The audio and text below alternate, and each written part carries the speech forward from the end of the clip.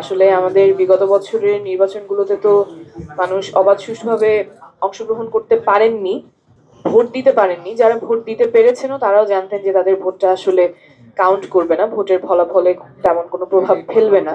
নির্বাচনের ফলাফল আগে থেকেই মোটামুটি জানা ছিল।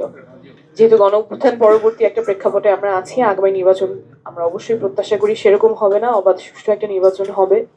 মানুষ খুব উচ্ছ্বাসের সাথে ভোট দিতে যাবেন এবং যেই প্রার্থীকে তারা পছন্দ করেন, মনে হবে যে এই প্রার্থীকে ভোট দিলে আসলেই জনগণের কল্যাণে তিনি কাজ করবেন, এরকম একটা নির্বাচনের দিকে আমরা যাব, সেটাই সবার প্রত্যাশা।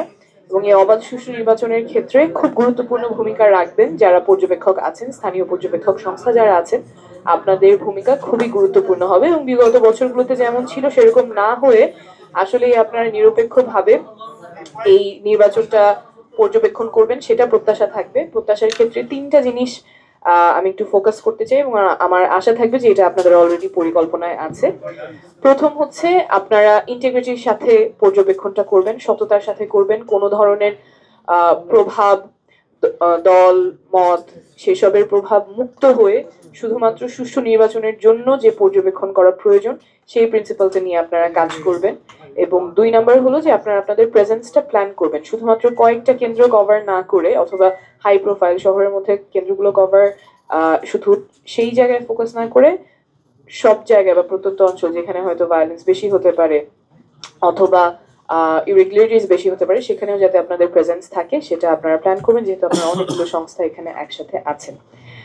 আর শেষ যে প্রিন্সিপালটা আমরা আশা করব সেটা হচ্ছে আপনারা যাই পর্যবেক্ষণ করেন, সেটা ভালো হোক খারাপ হোক, আপনারা সময় মতো সেটা রিপোর্ট করবেন, কারণ সেটা আমাদের জন্য খুবই গুরুত্বপূর্ণ হবে। আপনাদের যে রিপোর্টিংটা থাকবে, আপনারা কি দেখছেন, যেটা দেখছেন সেটা সৎভাবে রিপোর্ট করবেন। এবং সব জায়গায় যাতে আপনারা দেখতে পারেন, সব জায়গায় না হলে প্রায় সব জায়গায় যাতে আপনারা পর্যবেক্ষণ করতে পারেন নিরপেক্ষভাবে, সৎভাবে, কোনো ইনফ্লুয়েন্সে না, শুধুমাত্র জনগণের জন্য আপনারা যাতে নির্বাচনটা পর্যবেক্ষণ করতে পারেন, এটাই আমার মনে হয় সবার প্রত্যাশা থাকবে। এবং এখানে অবশ্যই শুধু আপনারা একা না, আরো অনেকের এখানে কোঅপারেশন প্রয়োজন হবে। বিশেষ করে আমাদের আগামী নির্বাচনটা যদি অবাধ সুষ্ঠু হতে হয় তাহলে মাঠ প্রশাসন থেকে শুরু করে সবার সহযোগিতা প্রয়োজন হবে, রাজনৈতিক দলগুলোর সহযোগিতা প্রয়োজন হবে। তবে আপনাদের ভূমিকা অনেক গুরুত্বপূর্ণ থাকবে এবং সব স্টেক হোল্ডার যদি তাদের ভূমিকা এবং রোলগুলো দায়িত্বের সাথে পালন করেন, তাহলে আমার মনে হয় আমরা একটা সুন্দর পরিবেশে নির্বাচনটা হতে দেখবো। সকলকে অনেক ধন্যবাদ।